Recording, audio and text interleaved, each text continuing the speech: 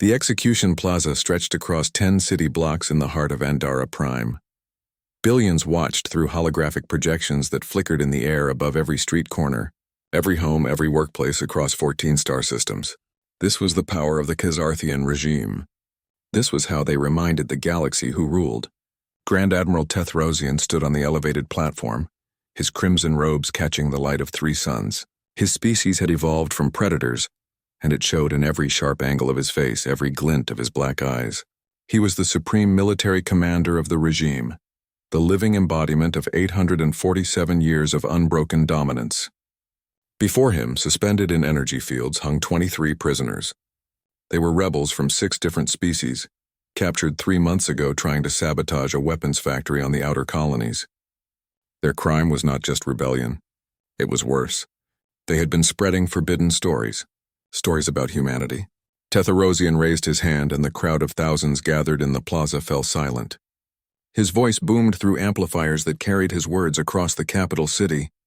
Citizens of the regime, we gather today to witness justice. These criminals stand accused of spreading lies. Dangerous lies. They claim that humans still exist. They claim that the Great Silence was not our victory, but our mercy. He paused, letting contempt drip from every word.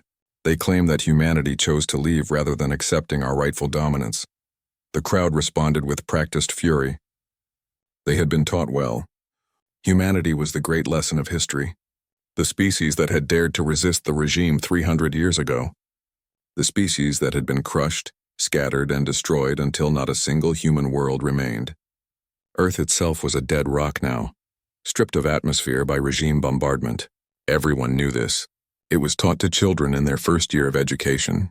Humanity had been the greatest threat the galaxy had ever known, and the regime had saved civilization by ending them. Tethrosian continued. From the void came nothing. Into the void went humanity. So shall all rebels fall. The crowd repeated the sacred words. It was a prayer, a promise, and a threat all at once. In the back of the military command center overlooking the plaza, Surveillance Officer Kess watched the proceedings on multiple screens. She was young for her position, barely 30 cycles old, with the pale blue skin of her species and eyes that saw deeper into the light spectrum than most. She had earned her role through exceptional pattern recognition skills. Those same skills were currently making her deeply uncomfortable. 3 weeks ago, she had noticed an anomaly in the deep space sensor data, a flicker of something at the edge of the Andara sector, where nothing should exist. The region beyond was considered dead space, a void between galactic arms where no civilization had ever thrived. She had reported it to her superiors. They had dismissed it as background radiation or a sensor calibration error, but the anomaly had appeared again, and again, each time slightly closer, each time with a signature that matched nothing in the regime's extensive database of known vessels and technologies. On the main screen, Tethrosian was reading the charges against each prisoner. A Valkorian female named Mira was last. She had been the cell's leader. Even suspended in the energy field, barely conscious from interrogation drugs, she managed to lift her head. You built your empire on a lie, Mira whispered. The microphones picked up her words anyway, broadcasting them to billions. Humanity didn't die. They left. They saw what you were and they chose to go somewhere you could never follow, and one day they will come back. The crowd erupted in anger. Tethrosian smiled. This was exactly what he wanted. Let the rebels speak their fantasies. It made the lesson stronger. You see, he said, this is the delusion we must guard against. Humanity is gone. They died because they were weak. Weakness always dies. Strength always survives. The regime is eternal because we are strong. He lowered his hand. The energy fields intensified. The prisoners didn't even have time to scream. One moment they existed. The next moment there was only vapor and ash drifting on the wind. The crowd cheered. Justice had been served. The regime had demonstrated its power once again. In 1,000 cities across 14 systems, citizens returned to their work, reassured that the universe operated according to the rules they had been taught. In the command center, Kess received an urgent alert. Her screens flashed red. The deep space sensor network had detected something impossible. A single ship had emerged from fold space at the outer edge of the system. The energy signature was massive, far larger than any regime battleship.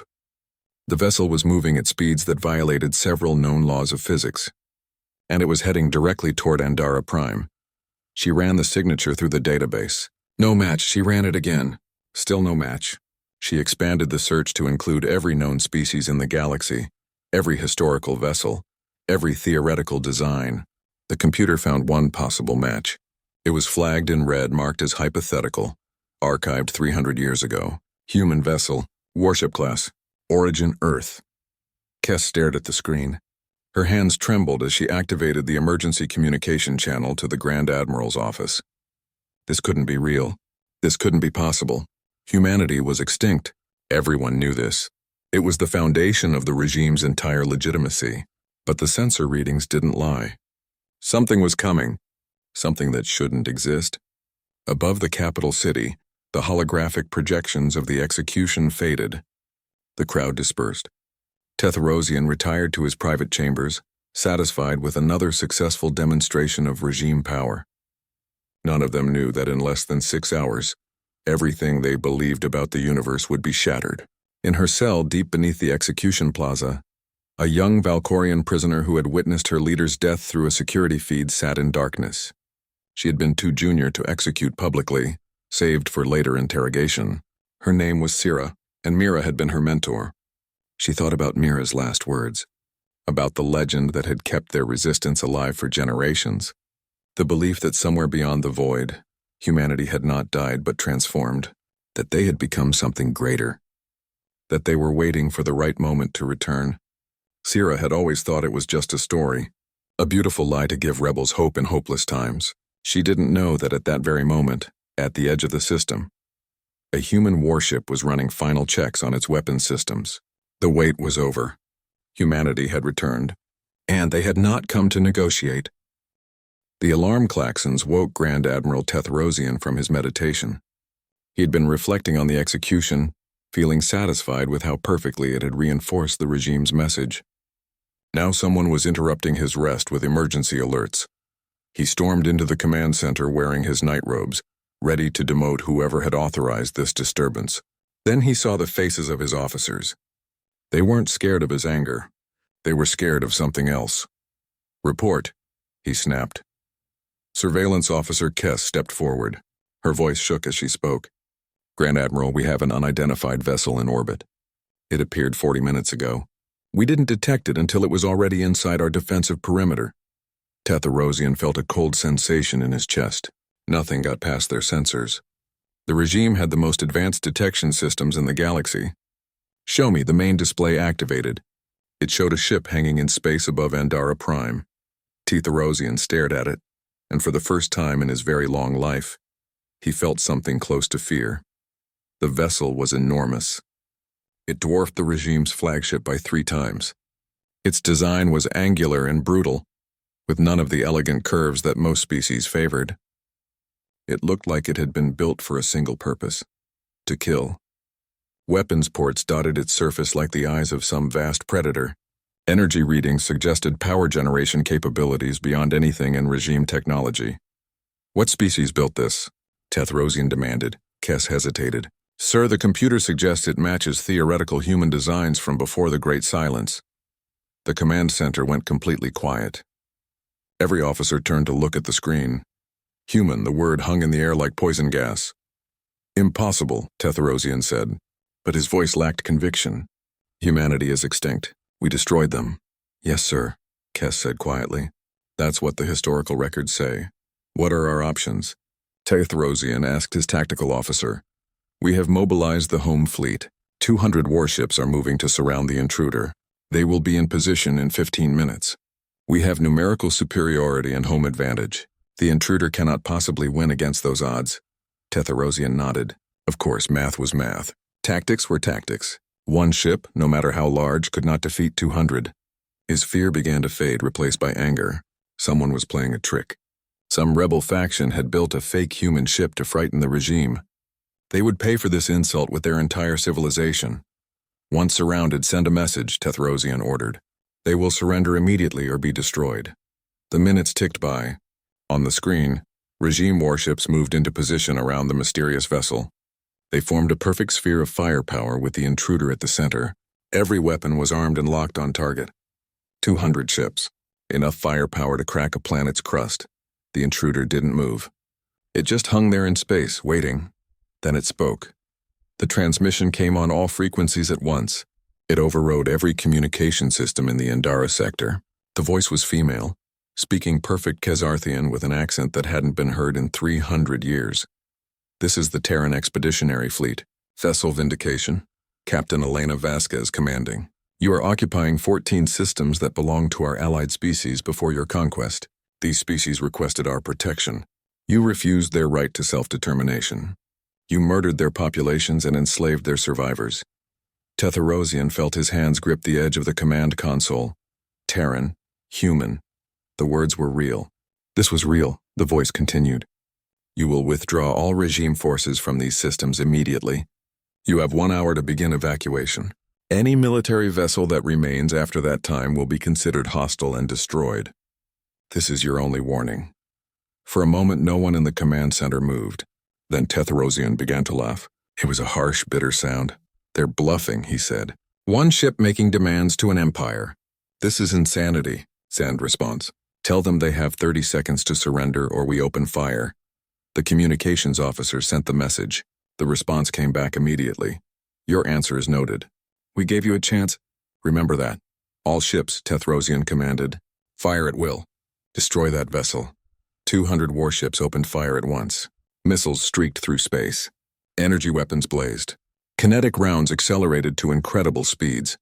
It was the concentrated firepower of an entire battle fleet, enough to sterilize a continent. The human ship activated some kind of defensive field. The attacks didn't just bounce off. They seemed to bend around the vessel, redirected into empty space by forces the regime sensors couldn't properly measure. Then the human ship fired back. It didn't use missiles or energy weapons. Instead, small objects launched from ports along its hull. They moved so fast that regime sensors barely registered them. Railgun rounds accelerated to 40% of light speed. What happened next would be analyzed by military historians for generations, those who survived to become historians. In 4.7 seconds, 50 regime warships simply ceased to exist. Not destroyed, not exploded, just gone. The kinetic rounds hit with such force that the target vessels were instantly converted to plasma. There weren't even debris fields, just rapidly expanding clouds of superheated gas that had once been ships and crews. The remaining regime fleet froze. Captains who had been ready to die for glory suddenly realized they were facing something beyond their understanding. This wasn't battle. This was execution, evasive maneuvers. Tetherosian screamed. Return fire. All ships scatter and attack. But the human ship had already stopped shooting. It just hung there again, waiting. The message was clear. We could kill you all right now. We're choosing not to. Yet Captain Vasquez's voice came through again. 59 minutes remaining. Withdraw or we continue. Your choice. Tetherosian looked at the tactical display. 50 ships gone in less than 5 seconds. His home fleet was the strongest military force in the sector, and it had been swatted aside like insects. His mind raced through options. Retreat meant admitting defeat. Admitting that humans had returned. Admitting that the entire foundation of regime power was built on lies. But attacking meant death. Certain death. He could see it in the faces of his officers. They knew. The equation had changed. Humanity wasn't extinct. They were just waiting. And now they were done waiting. Send a message to all planetary defense stations, Tethrosian said quietly. Activate the ground-based weapons. If they want this planet, they'll have to destroy it. Kess looked at him in horror. Sir, those weapons are aimed at our own cities. They're meant as a last resort, to deny resources to invaders. If we activate them, I know exactly what they do, Tethrosian said coldly. Send the message. Tell the human ship that if they attack again, we will kill 4 billion of our own citizens. Let's see if these returning humans value life more than victory. It was a desperate move. A hostage situation on a planetary scale. But Tetherosian had not held power for 200 years by being unwilling to do terrible things.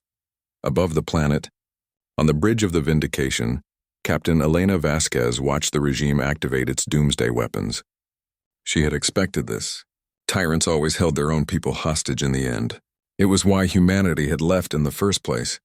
The galaxy was full of species that would rather burn everything than admit they were wrong. Tactical, she said calmly. Prepare for emergency extraction protocol. Intel, I need exact coordinates for every weapon, every command center, every location where regime leadership might be hiding. We're going to do this the hard way. Her first officer looked concerned. Captain, the hard way means boots on the ground. It means risk. Yes, Vasquez said, it does.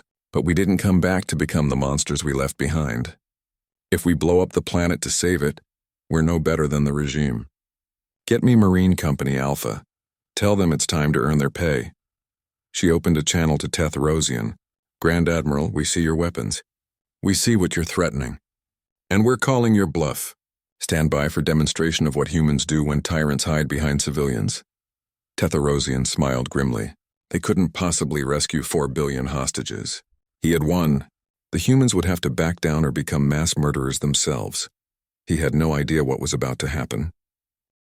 Captain Elena Vasquez stood on the bridge of the Vindication and watched the tactical display.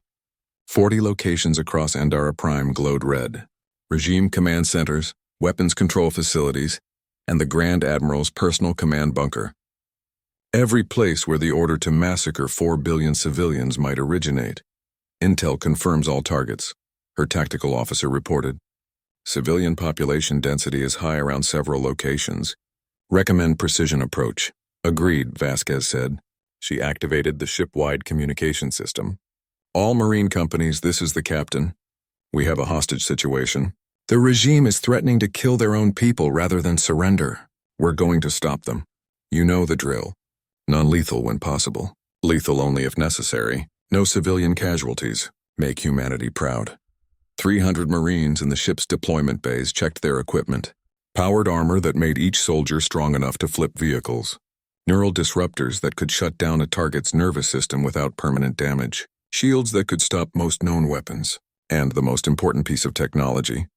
The quantum displacement field, which most people called a teleporter. The regime didn't have teleportation. Most species didn't. The energy requirements were massive and the calculations required impossible precision. One small error and you materialized inside a wall or scattered across several miles. But humans had spent 300 years perfecting technologies that other species had deemed impossible. Stand by for deployment, Vasquez said. Displacement in 30 seconds. In the regime command center, Grand Admiral Tetherosian watched his countdown timer. 53 minutes until his ultimatum expired. The human ship hung silently in orbit, apparently deciding what to do. He allowed himself a moment of satisfaction. Sometimes the threat of atrocity was more powerful than atrocity itself. His satisfaction lasted exactly 11 more seconds. All across Andara Prime, reality flickered. Space folded. In the command center, in weapons facilities, in government buildings, in military bases, human Marines materialized out of thin air. They appeared in squads of 6 to 8, coordinated with perfect timing. Their armor was matte black, covered in sensor systems that made them look like mechanical demons.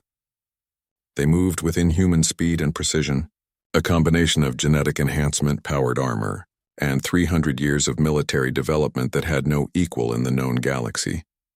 Tetherosian barely had time to register the shimmering in the air before 3 humans appeared directly in his command center. Alarms screamed. His personal guards raised their weapons. The humans were faster. Neural disruptors pulsed with soft blue light. Regime guards collapsed unconscious before they hit the floor. One guard managed to fire his weapon. The bullet hit a human's shield and simply stopped in midair, held by a magnetic field, then clattered harmlessly to the ground. Tetherosian grabbed for his personal sidearm. A human Marine crossed the room in 2 impossibly fast strides and gently removed the weapon from his hand before he could even aim. The strength was shocking. The Marine wasn't even straining. Grand Admiral Tetherosian, the human said in perfect Khazarthian, "You are under arrest for crimes against sapient life. You will not be harmed if you cooperate." Across the planet, similar scenes played out simultaneously. Regime officers reaching for weapons and being disarmed. Soldiers attempting to fight and being neutralized without a single lethal shot fired. The weapons control centers were secured in under 2 minutes. The planetary defense weapons were locked down and disabled. It was the most precisely coordinated military operation in galactic history. 40 targets, hundreds of potential hostiles, millions of civilians in the area, not one civilian casualty. Not one accidental death. Tetherosian stared at the human marine standing in front of him. Behind the helmet visor, he could see human eyes. They weren't filled with hate or rage. They looked almost sad. "You don't understand," Tetherosian said desperately. "The regime is order. Without us, these systems fall into chaos. We provide stability. You provide oppression," the Marine interrupted. "We've been watching. For 300 years, we've had monitoring satellites throughout this sector. We've seen everything. Every execution, every planet strip mined to fuel your military, every species enslaved. We've seen it all." Tetherosian felt something cold settle in his stomach. "You've been watching? For 300 years? Then why didn't you stop us?" The Marine was quiet for a moment. "Because we made a promise when we left. We promised ourselves we wouldn't interfere unless we were asked. We promised we wouldn't become the galaxy's police force. We promised we'd let other species find their own path to peace." The Marine's voice hardened. "But yesterday you executed prisoners who were asking for our help. You broadcast it to billions. You made it public. That changed things." Before Tetherosian could respond, his vision blurred. He felt a strange sensation like falling and flying at the same time. The world around him dissolved into light. When his vision cleared, he was no longer in his command center. He was in a holding cell, but not on Andara Prime. Through a window, he could see his planet hanging in space. He was on the human ship. Elsewhere on the planet, Surveillance Officer Kess watched her monitors in amazement. Her entire command center had been secured by humans in less than a minute. Now they were broadcasting something on all frequencies. Not a threat. Not a demand. They were broadcasting information. Files appeared on every screen across the regime. Historical records that had been classified for centuries. Communications between regime leadership discussing strategies to maintain power through manufactured threats. Evidence of the war with humanity 300 years ago, showing that humans had actually won every major engagement before suddenly disappearing. The truth poured out like water from a broken dam. Humanity hadn't been defeated. They had been disgusted. They had looked at the galaxy, seen that every species had chosen the path of conquest and oppression, and decided to leave. They had gone beyond the galactic rim to build something different. The regime's entire legitimacy had been built on a lie. They claimed to have destroyed humanity, but humanity had simply walked away from a galaxy not worth fighting for. Captain Vasquez's voice came through on all frequencies. "People of the Andara sector, this is Captain Elena Vasquez of the Terran Expeditionary Fleet. Your leaders have lied to you for 300 years. Humanity did not die, we left. We went beyond the edge of mapped space and built a civilization based on principles your rulers claimed were impossible. Cooperation instead of conquest. Innovation instead of exploitation. Freedom instead of control." Kess listened, and something inside her broke. Or maybe it was something being fixed. She had spent her entire life serving the regime, believing their story. Now she understood that everything she had known was wrong. "We are not here to conquer you," Vasquez continued. "We are here to offer a choice. Your military leaders are in custody. They will face trial for their crimes. But you, the citizens of these systems, you have done nothing wrong. You were born into this system. You were taught lies from childhood. That's not your fault." On screens across 14 systems, images appeared. Human cities gleaming and clean. Medical facilities that treated illness the regime claimed was incurable. Schools where children learned without fear. Agricultural systems that produced food without poisoning the land. Technology that seemed impossible. "This is what we built while you suffered under the regime," Vasquez said. "We will share it with you. All of it. The medical technology that can extend your lifespan by centuries. The energy systems that will end scarcity. The agricultural science that will end hunger. We will give it freely." Kess felt tears running down her face. Centuries of extended life. An end to hunger. These were things the regime had said were impossible.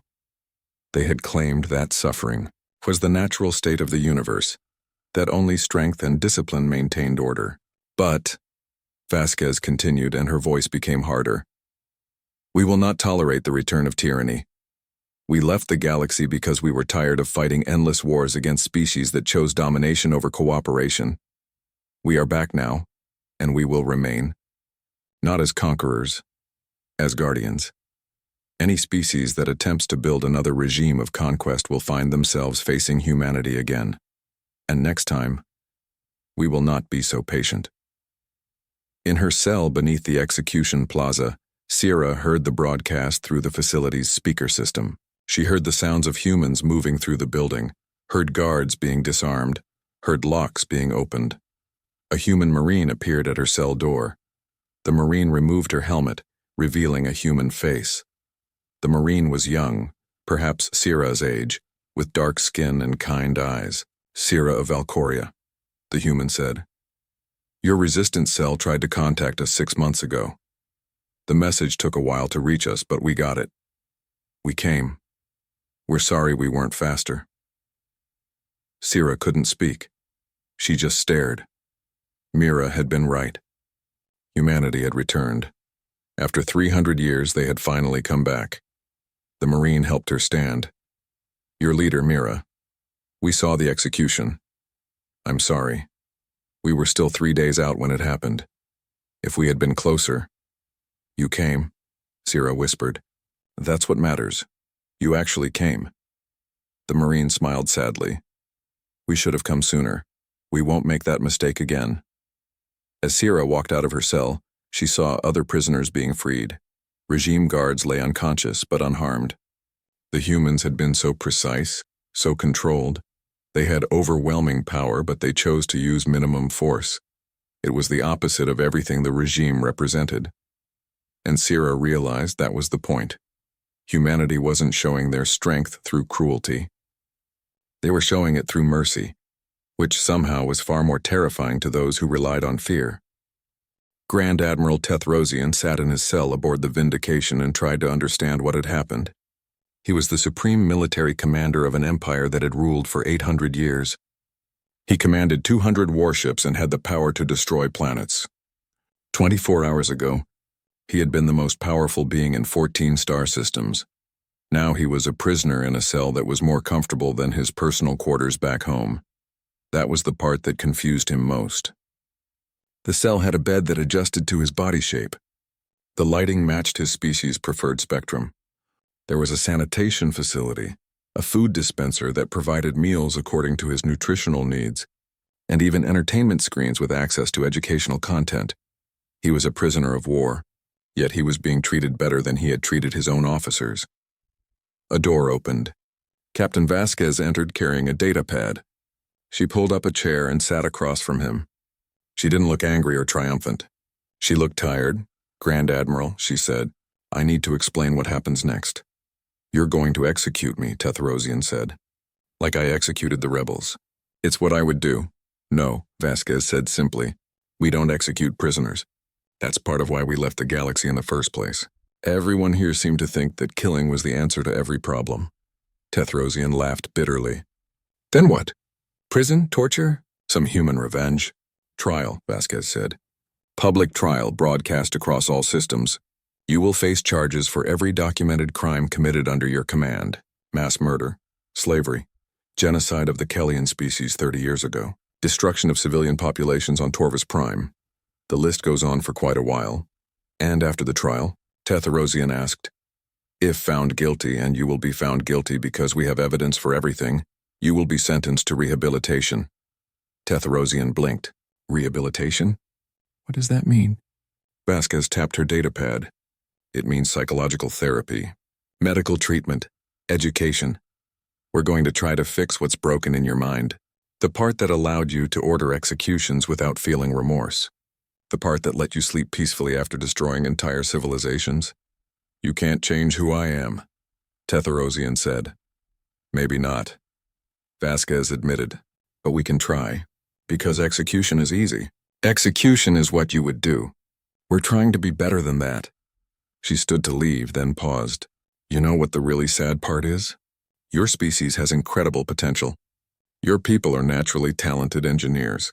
Your culture has produced beautiful art and music, but you squandered it all on conquest.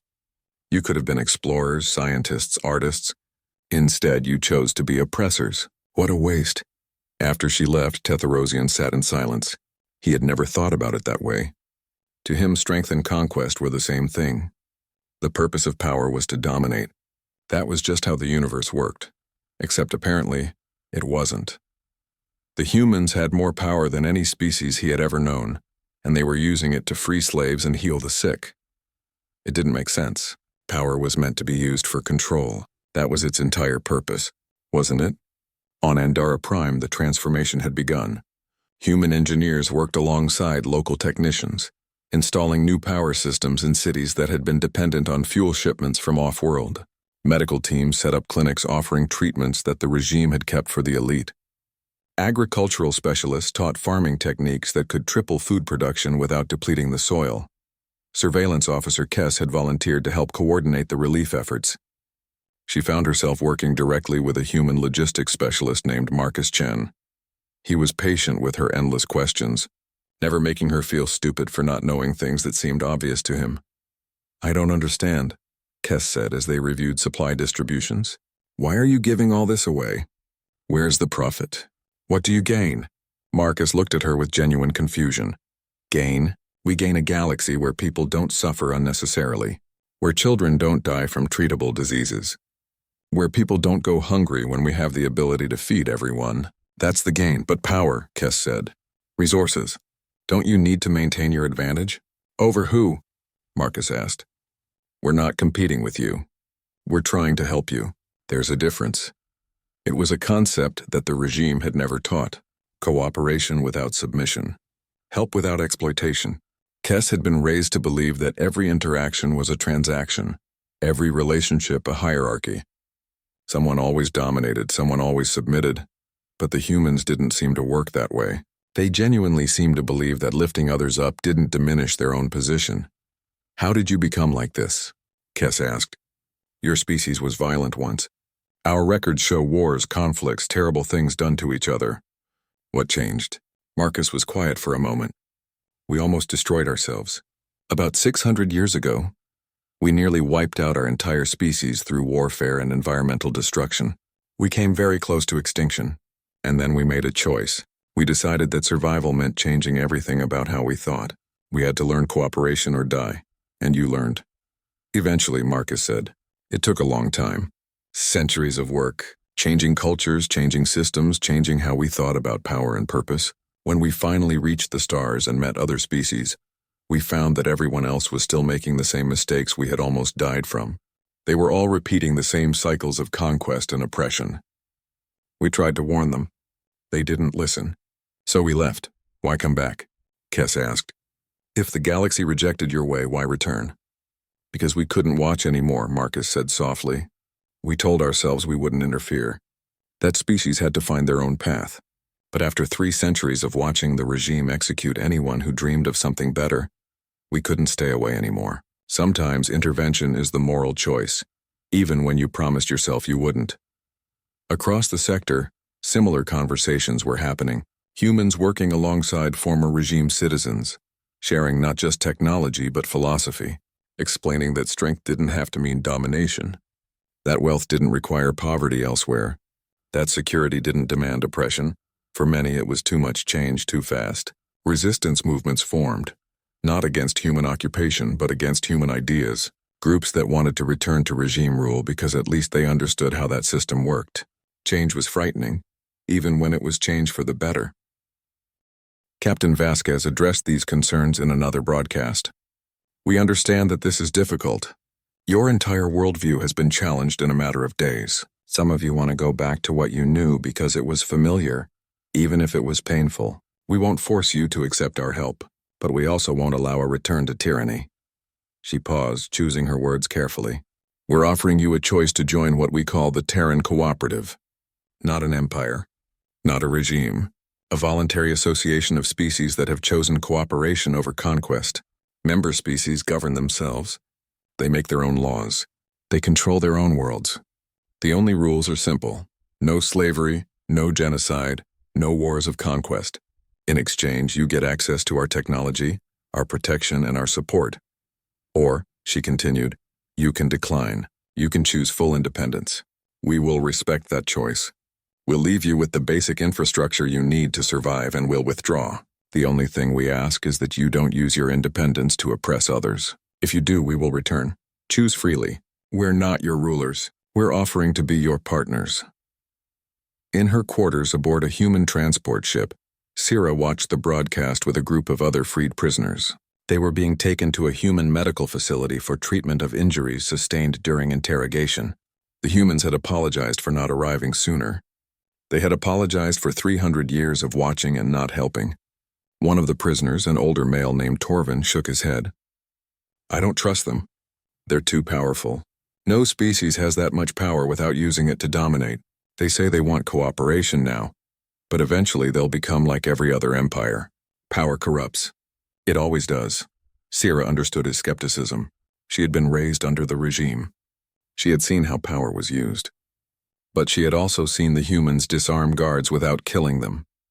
She had seen them offer medical care to their enemies. She had seen them genuinely grieve for the prisoners they couldn't save. "Maybe," Sira said quietly. "Maybe power does corrupt. But maybe the humans learned something we haven't. Maybe they learned that real power isn't control over others. Maybe it's control over yourself." Torvin snorted. Philosophical nonsense. But Sira didn't think so. She had seen true strength in the past few days.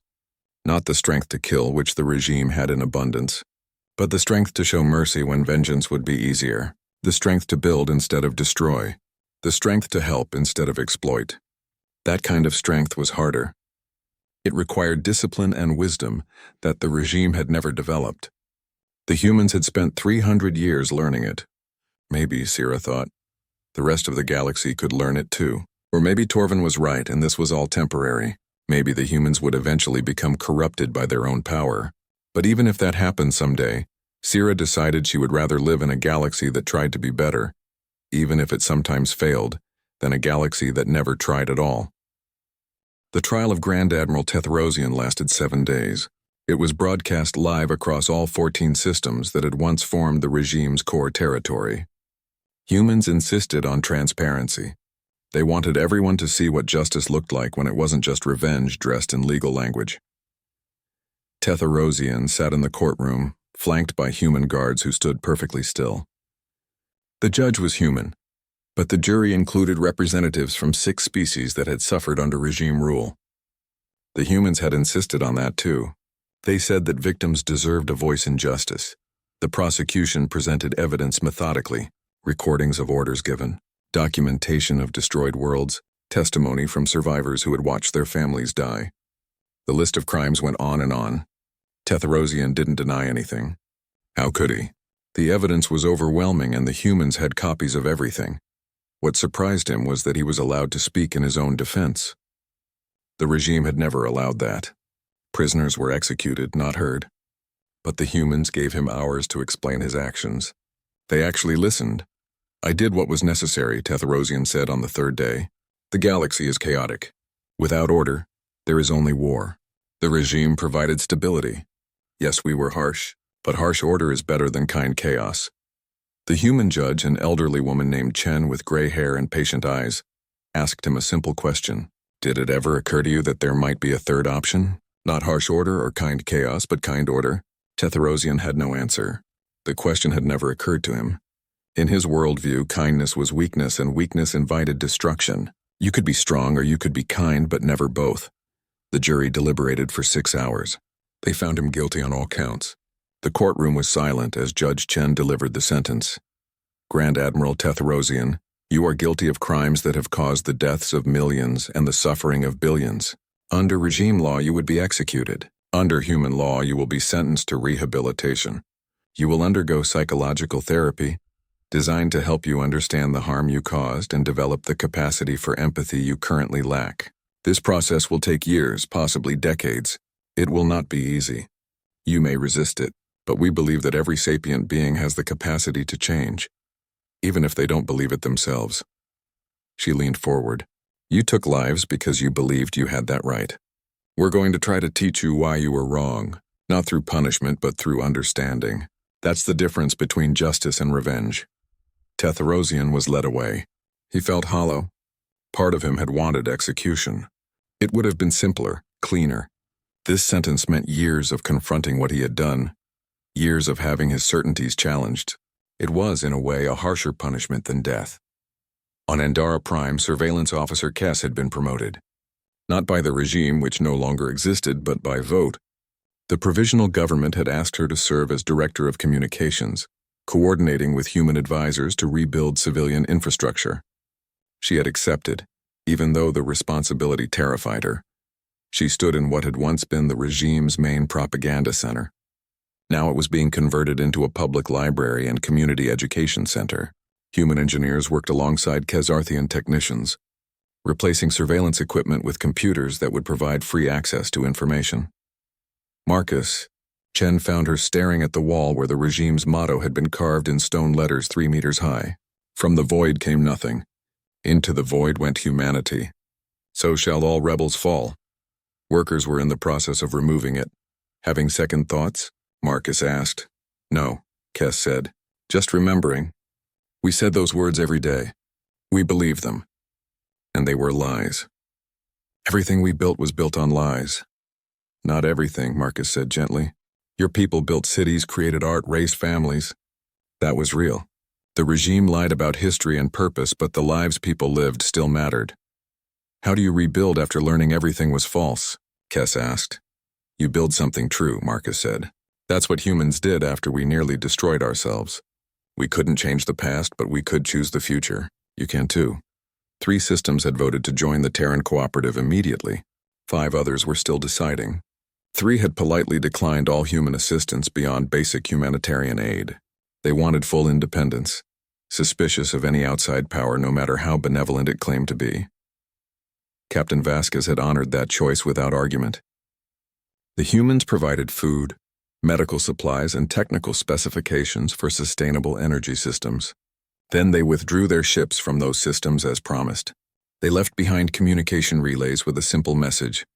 If you change your mind or if you need help, call us. We'll come. It was the opposite of conquest. The humans were demonstrating that they meant what they said. Power didn't have to equal control. Syrah had become something she never expected, an ambassador. She traveled between systems, helping former regime citizens understand what the Terran Cooperative actually meant. She spoke about her time in regime prisons, about watching Mira die, about being freed by humans who apologized for not arriving sooner. On a space station in the Kelly system, she addressed a crowd of skeptics. I know you don't trust them, she said. I didn't either at first. We've been taught our entire lives that power means domination, that helping someone is just another way of controlling them. But I've watched humans for months now. I've seen them keep their promises even when breaking them would be easier. I've seen them walk away from systems that rejected their help. I've seen them choose the hard path over and over again.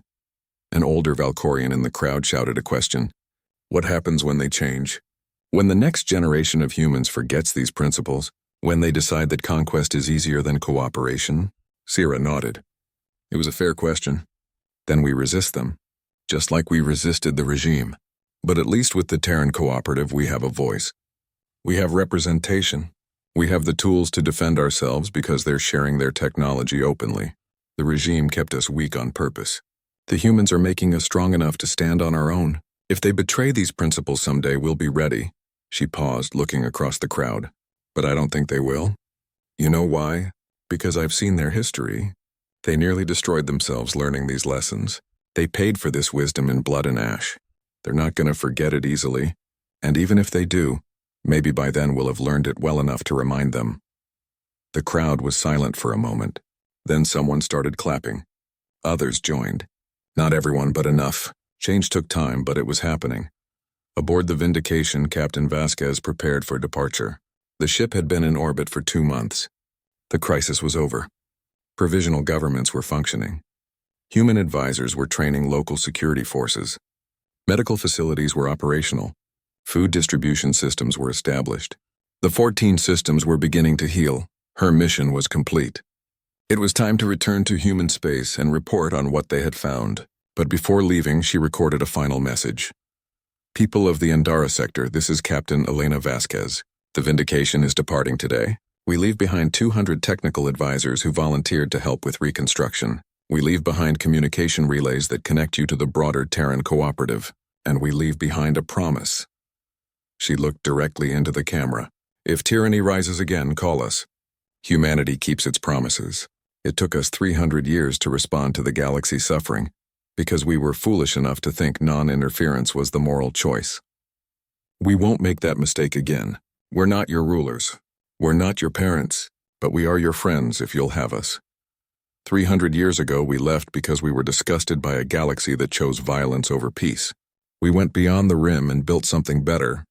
Now we're back, not to conquer, but to share what we learned. Some of you have accepted that offer. Some haven't. Both choices are valid. But know this. The age of unopposed tyranny is over. Humanity has returned, and we will not allow another regime to rise unchallenged. She smiled slightly. We hope we never have to return as warriors. We'd much rather return as traders, teachers, and friends. The choice, as always, is yours. Build something worth protecting, and you'll never need our protection. That's our hope for you. That's our hope for the galaxy. The Vindication's engines powered up. The massive warship that had shattered the regime in 4.7 seconds began its journey back to human space. But it left behind something more powerful than weapons. It left behind hope. On Andara Prime, Kess stood in the new library and watched the ship depart through a window. Next to her, Marcus Chen was showing a group of children how to use the library's catalog system. They were laughing at something he said, comfortable around the human in a way that would have been impossible 2 months ago. One of the children, a small Kezarthian girl no older than 6 cycles, looked up at the departing ship. Will they come back? She asked. If we need them, Kess said. But I hope we won't. I hope we'll learn to be strong enough that we never need rescuing again. But it's nice to know they would, the girl said. Kess smiled. Yes it is. In orbit above the planet, debris from the 50 regime warships still floated. The humans had offered to clean it up. The provisional government had declined. They wanted it left there as a reminder, not a threat but a memory, a monument to the day the galaxy learned that power didn't have to mean oppression, that strength could be gentle, that the strongest civilizations were the ones that chose mercy over vengeance. The age of the regime was over. Something new was beginning. It wouldn't be perfect. There would be setbacks, conflicts, failures. But for the first time in 800 years, the 14 systems had something they hadn't dared to feel before. Hope. And somewhere in the void between stars, the Vindication jumped to faster than light speed, carrying with it the knowledge that humanity's long exile was over. They had returned not as conquerors but as guardians, not as rulers but as partners. They had shown the galaxy what 300 years of choosing wisdom over war could accomplish. The void had returned humanity to the galaxy, and nothing would ever be the same.